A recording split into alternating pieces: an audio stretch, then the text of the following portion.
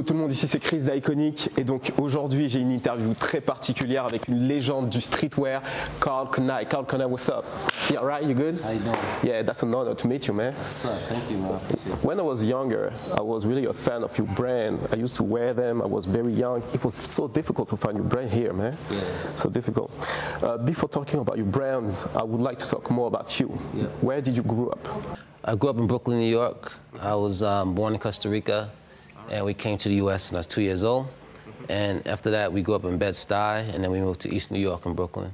Wow, so you very much Brooklyn home, right? Yeah, for sure. Being from Brooklyn in the 80s, how is it to see hip-hop getting bigger and bigger? It's awesome, man, because we were there at the beginning of hip-hop culture. You know, me and my friends used to have a little DJ crew back then, and everybody wanted to rap, everybody wanted to be part of the culture. It was all about bragging, about talking about what you got, and like feeling good about yourself, and it helped to instill certain values in us to always want more and get better at what we're trying to do in life. Wow, and you used to rap too? Well, okay, here's the thing. I tried rapping, and I couldn't get the words together. Rapping is very difficult, by the way, so you know that. So then I started DJing. So I was a DJ. I was pretty good at that.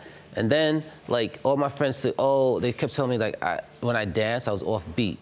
They said, like, I dance like I have 2 left feet. So I said, okay, if I can't be in the music business, at least I wanted to start dressing the rappers then. So that's what kind of like led me into being part of the culture in a different manner. I tried the DJ thing, I tried the rapping thing. I was okay at it, but I wasn't like dominating as some of my friends were. So I figured, let me start dressing these guys instead. Oh, wow. So, growing up in Brooklyn, how important was for kids to dress? How was it to be important to dress? Yeah, it meant everything. You know, my first experience was when we moved to East New York and Brooklyn in the ghetto. Me, my mother, and my sister. You know, I went outside to go play with the kids the first day in the projects, thinking we're gonna go play, as kids do at 12, 13 years old. These kids was more worried about what I was wearing. So when I went out there, they started sizing me up, looking at my clothing, telling me, oh, those clothes are whack. You look like you got your stuff from the grocery store. And it was true. Back then, they used to sell clothing in the grocery store. And that's where my mother bought my clothes at, so they could tell. So they told me basically, get the F out of here with those whack clothes. Don't come around here with that. And I was shocked. I was like, this is my first experience of dealing with this. And I went home and I told my moms about it. And she says, well, you're not gonna get any money from me. You need to go out there and find yourself a job. So what did I do? I went and found a newspaper route, and I started delivering newspapers at 5:30 in the morning just so I could get money to buy clothing because I didn't want to feel rejected anymore. And what was the coolest brand when you were a teenager? Yeah. Oh, yeah, and like Sergio Tacchini, Campus, Puma, let's see, Clark's, Calvin Klein, Ralph Lauren. Those are the brands that we aspired to want to get money to buy, and those are the brands we were wearing back then. Wow. So I think this experience in Brooklyn in the 80s make you want to start a brand, right? And do you remember the first piece that you made? Yeah, even more important, it didn't just happen to starting a brand. It starting as me making my first outfit, and when I wore it around the project, everybody's like, oh man, where'd you get that from? Where'd you get it from? So now, I'm not gonna tell them about my tailor so they can start making the same thing. So I said, no, if you want one, I'll make you one. So I started making clothing for some of my friends, and it started spreading. So now a lot of guys in the projects was coming to me, giving me money, wanting to buy this linen outfit that I made. I made a 2-piece linen outfit. But even more important than that, there was one day that changed the game, changed my life. I was sitting in the park one day, and this guy walked by, had one of my outfits on, and I was bragging to these girls, and I told them, oh, I made that outfit for him. They didn't believe me, the girls. They says, you know you didn't. I said, yes, I did. They said, tell him to come over here. So I said, Joe, come here. He's a drug dealer guy from the projects. Back then, everybody was hustling back in New York and Brooklyn like that, right? Yeah, that was the in thing, you know? So he comes over, and he's like, what's up? She's like, who made that jacket for you? He's like, Carl made it. Well, what's up? She says, can I see it? He takes it off, he shows it to her. She looks at it. She says, yeah. Well, if Carl made it, how come his name ain't on it then? She's being a smart aleck, but she was right. She made a point. She made the most important point. I would have never put my name in clothing. I wasn't thinking about that. I wasn't thinking about no brand. I didn't know the value of having a brand or anything like that. I was just making clothing with no label in it, just making it, just hustling. When she said that, I went home that night, and I promise you, I didn't even sleep that night. I was kept thinking about what am I gonna call my name, my brand. That's the only thing that was on my mind. So my father had changed our name to an American last name when we moved here to Williams. So I was like, Karl Williams Jeans. It just didn't have a ring to it, just something. It just didn't sound right. Yeah, something missing. It didn't sound like Gianni Versace, Ralph Lauren, Calvin Klein. Like, those names sing, right? Karl Williams just did not sing to me. Can I, was the question I used to ask myself all the time. Can I be successful? Can I come from the inner city and build a clothing brand that's gonna transcend time and become international? I didn't know the answer to all those questions, but I knew if I call myself, can I, then it'll be a question I have to answer every day. Yes, I can. And that's how Karl Kani came to life. That one situation by that one girl making that statement made me realize I need to start putting my name on this clothing. And that's the hint to how streetwear started. Wow, that's amazing stories. And as a young entrepreneur, how did you figure it out to produce your clothes? Because at the beginning, I think your father helped you a little bit because he used to tailor his own clothes. And how did you start everything? Well, I used to go to his tailor at first, but obviously his tailor was making like one pieces, two pieces. We couldn't make a production of stuff. It was one guy. So a friend of mine's named AZ moved to California, and he started working for a garment company. He told me, he called my house one day. He says, hey, Karl, what are you doing? I said, no, I'm working on this clothing thing. He says, hey, you know, I work for this garment manufacturer. They have contractors out here. I says, really? And then what got me hooked was he sends me a Eazy-E CD in the mail. I know, it's not CD, cassette. Back then, there was no CDs. A cassette tape in the mail. And it's like, I put that in. I was like, man, this was a jumping. He's like, yo, LA's about to blow up. You should come out here and start making clothing out here. And you know, when you're young, you just do. What year was it? This is 88, 89. Oh. Yeah, it's 88, 89. Maybe the beginning. Yeah, oh, yeah, yeah. This is before this is Eazy dropped the album first. Eazy does it. Yeah, he dropped his album first. So we went out there and we opened a store on Crenshaw Boulevard, 4312 Crenshaw, which was 2 blocks away from Nipsey's Hustle store, where he unfortunately got killed the other day. And we were just working out the store, hustling and trying to sell custom-made clothing out the store, but we made no money. West Coast did not want any New York fashions at all. They were into their Dickies and their gangbanger clothing, and that was it. So we were basically broke, living in the store, living in the sauna, in the store, not making any money. And finally, one day, we were able to hustle up enough money to put an ad in Right On magazine. Right On is the original hip-hop publication magazine. It was Right On and Word Up. This was before Vibe and Source. So we put the ad in there, and the kids started hitting us up from all over, requesting the outfits that we had in there, right? But we didn't have enough money to produce it. So guess what we did? We started hustling, and we said, okay, how about we sell some catalogs to them? So we started selling $2 catalogs to all the kids, and we started making money off the catalogs, and we started able to make some clothing from there. And then when we thought we had it figured out, some gangbangers came in the store and robbed us at gunpoint and took everything we had. So we had 2 choices at that point. Either we go back to New York with our tails in between our legs, or we suck it up and figure it out. And what we did, we sucked it up and we figured it out. One thing we did, we moved out of that store, that's for sure, and we got an apartment in Hollywood, and we started doing the mail order business out of there. So I guess the moral of the story is that there's no road to the top that's very easy. You got to go through trials and tribulations. Sometimes people just see the end game results of things, but you don't know what someone actually went through to get to that point. But once you continue to believe and stay focused, things will find a way to kind of work in your favor. Yeah. And I heard that cross-color play a major role in the beginning of Karl Kani. Can you tell us more about the collaboration between the 2 brands? Yeah, well, this is cool. It was deeper than a collaboration. It was a partnership that we formed. As I told you, after the store got robbed, we were working out the apartment and just hustling. And one day, Cross Colors was having a fashion show at the Palladium in Hollywood, and my guy AZ, because I never used to go out, I used to always just stay in the apartment, just focused, trying to figure out our next move. My man AZ, he was kind of like the party guy out there trying to deal with celebrities. He's not AZ the rapper, right? Not AZ the rapper. No, okay. Different AZ. Okay. Street AZ, he's from Brooklyn also. Oh, okay. So AZ goes, you know, Cross Colors is having a fashion show tonight, you should come out. Like, nah, I don't want to go. And him saying, yo, Karl, you never go out, bro. Just go out one night. You never go anywhere. You fucking 21 years old, just go out.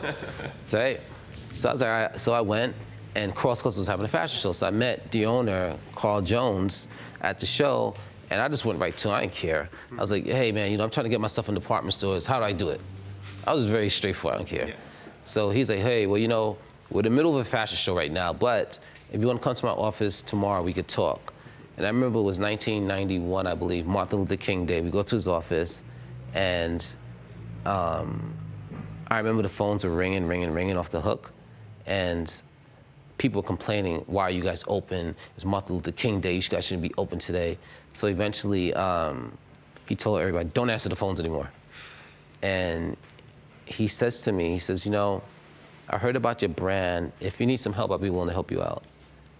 So I didn't know what he meant by that, because where I'm from, no one just helps you out just to help you out. You know, I was kind of weird about it, right? You have to leave something. Yeah, what's going on, you know? So, but he was real about what he said, and it took me about 2 weeks to get back to him, and we became 50-50 partners, and within the first 10 days with them, we got a big first order, like $5 million from a store called Merry-Go-Round. Yeah, and then it's been history ever since then. Wow. Yeah. And of course, hip hop culture is like in the beginning of Karl Kani. Yeah. I would like to know, who is the first rapper to embrace your brand? In terms of clothing advertising, it's Puff Daddy. Puff Daddy. Puff Daddy was the first. Well, he wasn't a rapper back then, though. Yeah. So I don't know if you want to consider him a rapper or not. Hip hop icon. Yeah, hip hop icon has worn my brand. I would say it was him. That he believed in the brand, and I guess I believed in him too. So you know, we figured it out and we made it happen. How did you meet up with him? Oh, it was through my marketing director. Her name is Cynthia Atterbury. She's the one who saw the vision. Mm-hmm. She came to me and says, Karl, you know, we should shoot this guy, Sean Diddy Combs. He's gonna blow up. He's gonna blow up. I'm thinking, Cynthia, who is he? She's like, no, Karl, trust me, he's gonna blow up. Wow. And she was so on point. She was so right. And he was like the perfect person to introduce and launch our brand back then. Wow. How does it feel to be like the first streetwear brand of the hip hop culture? Yeah, it makes me feel good, you know, and, but at the same time, it makes me want to continue to work hard. Because, you know, one thing we never want to be is one of those things, or one of those brands that's been around, like, oh, they were dope back then, but they fell off, or, you know, they were cool, but they ain't doing anything anymore, they're dormant, stuff like that. No, that's not our style, not our vibe, that's not what we're about. If you want to take the title of being an originator and the godfather, you better act like it. Because in this business, nothing's given to you. You got to go out and take success, and you got to stay focused. You got to be able to adjust with the generations that's happening. And that's really what we're about, understand the culture. And like, can't cry over spilled milk. We're going to make mistakes, and things are going to not always go your way. But I look at life and business as an NBA basketball season. You know, you make adjustments each year, and you try to, end of the day, you want to get that chip. Yeah. The chip is having a successful year, so sometimes you got to make adjustments. Some seasons you're going to do well, sometimes you won't, but you got to just stay in the game. That's really the key. Wow. And you collaborate with a lot of artists. You say Diddy, but also Aaliyah, Tupac, Biggie. Yeah. How did they embrace your brand? You told us that Tupac just wear the brand because he liked it, but did you meet up with him? Yeah, I've met all of them. Yeah. The best conversations I've had was with Aaliyah and Tupac. Tupac was the most realest one, because he's definitely a character. You know, I met him at the Hotel Nico in Beverly Hills back in 1994, and you know, I really wanted to meet him, so I go to his room, and he's sitting in his room and he's typing a script on his laptop, or whatever he had. I don't remember his laptop. He's typing a script to a movie. Oh, okay. And we're having a very intelligent conversation. It was just one thing. He never looked at me. He's talking to me, never looked me in the eye. So I'm just like, talking to him, but this dude would not look at me. And he's smoking blunt after blunt after blunt. And he didn't pass the blunt around, by the way, right? He's smoking, he's high. Selfish. I don't know, I was selfish. I think we're both a Geminis, so I think we're trying to both figure each other out. I think it was one of those type of things. So maybe that was his way of just being calm, whatever. So I remember room service came to knock on the door. They did, and they came in, and I remember they had towels on their face with so much smoke in the room. And I'm gonna ask him now. So yo, Pac, like, how much would you charge me to do an ad? And he just got really quiet. He didn't say anything. And I'm thinking to myself, damn, I messed up. I shouldn't have asked him. Damn. Then he goes back, he says, yo, man, you black. I don't charge my people for nothing. And the man kept his word. 2 weeks later, he was in New York. He did the photo shoot. Then he goes, hold on, I want one thing. I'm like, oh boy, here we go. I'm like, this is it. Then he just goes, I want you to put Thug Life in some of the ads with me, his crew, some of the ads. I'm like, that's it? He said, that's it. And after that, just broke the ice and became. Just help you out for free. Yes, yes, he did. Crazy. Wow. And for Biggie, it was, I think maybe it wasn't the same, right? You can't have like free ads with all the artists. Biggie was a little different. With Biggie, we never really actually did any clothing ads with him. Yeah. He actually just wore my clothing, and he mentioned my name in 2 of his songs.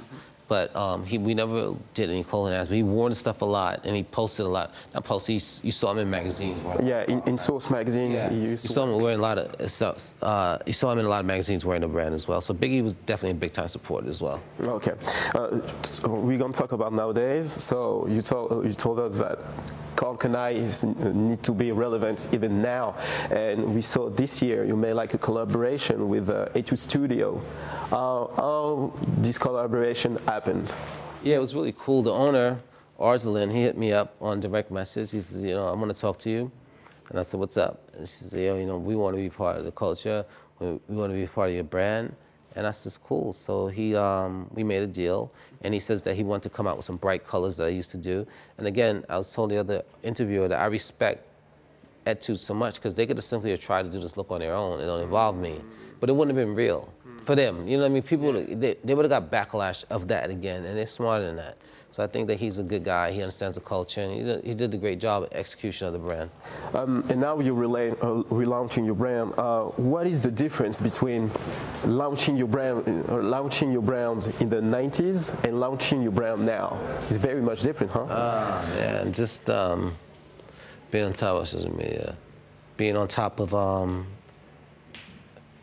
social media and being on top of the new artists, the new generations coming out right now. Yeah. I think that the game has changed. When we first started, there was no Facebook, there's no Instagram, there's no Twitter, there's no Pinterest, there was no cell phones, there was nothing. It was almost like we were living in rock ancient times, you know what I mean? So like, yeah, but the game is so different now. So like, we gotta adjust to where things are right now and adjust to the new climax of social media marketing and things like that. So it's fun and it's different. If you ask me which way I like better, I like back in the days a lot better to me in terms of that because I felt like it was more hand-to-hand combat and like it's more difficult to survive back then, I think, and we were able to maneuver through that without even 2 second thoughts. Now we have to get other people involved to be part of this whole social media type trend that's happening, but I still think this trend won't go anywhere. So as a designer, you got to learn how to just adjust and deal with it. And last question, what advice you will give to a young entrepreneur who would like to launch his own brand? I would say to anyone that's young, trying to launch their own thing, is to believe in yourself for one, find a style and direction that you feel comfortable with, find a designer, find a look. Don't try to be everything to everybody. Find a look and believe in it. If it's gonna be denim, then be the best denim designer. If it's gonna be t-shirts, be the best t-shirt designer. But a lot of times when you talk to people like that, they're like, oh, but I wanna do denim, I wanna do this, I wanna do that. Cool, you could do that, but it's very difficult to make every single of those divisions successful. So you're gonna lose at some point in one of those things, I feel. There's other ways to get that more done. So I think people need to just understand the culture and do things differently if they wanna be successful. Thank you very much, Karl Kani. It was a pleasure, man. Love. Love, man. Easy. Yeah.